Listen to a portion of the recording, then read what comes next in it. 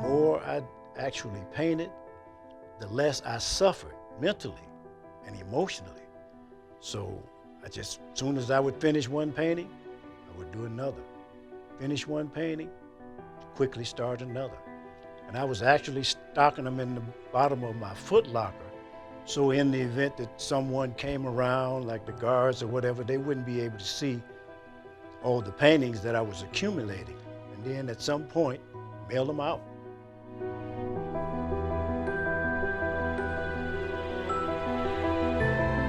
To be able to actually do time knowing that you shouldn't be there.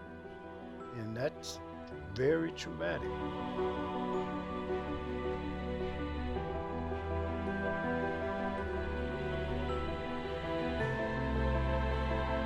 I would draw things and I would see in a magazine, and then I ordered the acrylic set, and I got a watercolor set by mistake, and I didn't know how to use it, so I just had to teach myself how to apply it from 1990, the exact same watercolor set.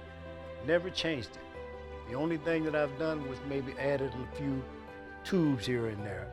But watercolor is an inexpensive way to actually express yourself.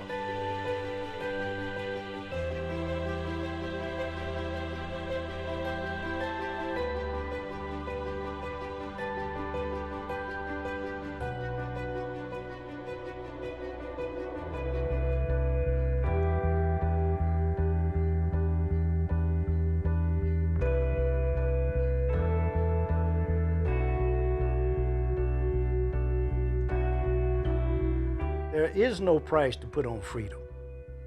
That's yours. That's something that you were born with. And you're supposed to be able to continue to be free until the day you die without anybody or any entity or any state coming in there taking your life away from you. They don't have the right to do that.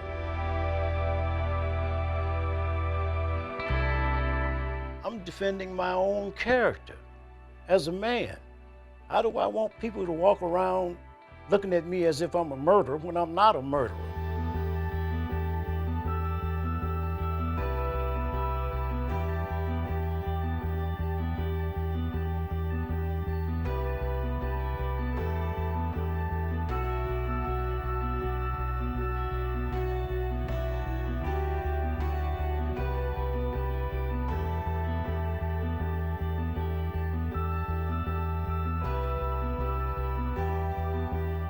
When it first happened, I said to myself, am I really going free?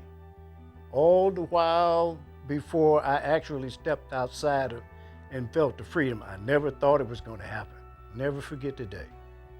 First thing I did is walked out, thank God for the release, because I just actually felt free for the first time. And it was 40, I can actually tell you how many days it was. It was 19,700 days that I was locked up. Turned out to be 47 years. Reason why I know, because I Googled it on the phone, and that was the answer I got.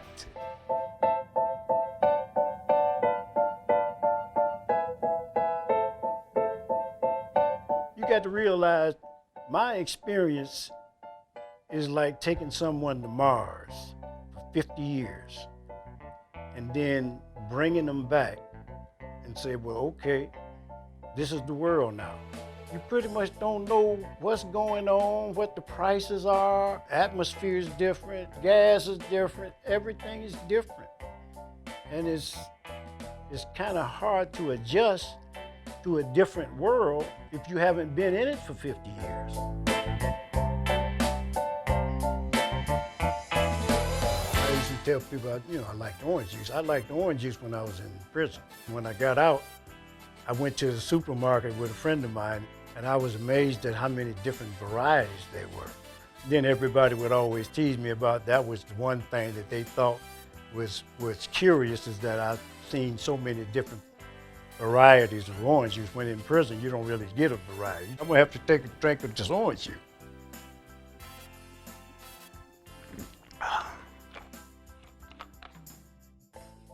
Oh, this is an elixir of life here.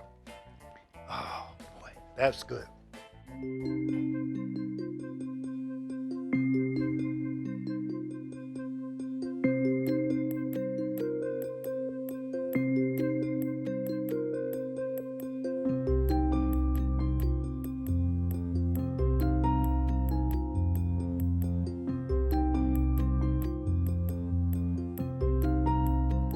gets out, and the prosecutor's office says, we're sorry, a mistake was made. And the state of Michigan says, well, sue us if you want to get your money from us. And that's what he's done. For a while was getting a little bit of Social Security. However, he had too much money, according to the government, in his GoFundMe account. That was cut off. In fact, they want him to repay that money to them. And we have sued the state of Michigan to recover under the Wrongful Incarceration Compensation Act. But until then, he has nothing. So the only thing that the man owns in his entire life are these paintings that he did. I didn't get any support. There's no program set up for people that are innocent. So if your father or your mother or your brother or your sister or somebody happens to get convicted of something they didn't do, and they get out, if they don't have family, I didn't have family. If they don't have friends, I didn't have friends. After 47 years, my family, everything was gone.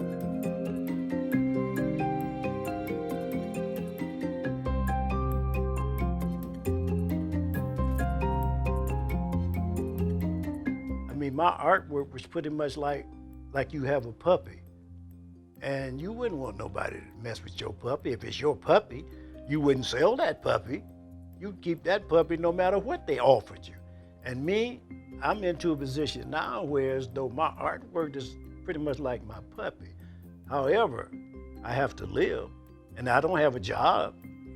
Who would hire me anyway? They probably feel like I'm over the hill. There's a lot of things that people look at me and say they think that I can't do, and they would be misconstrued in believing that.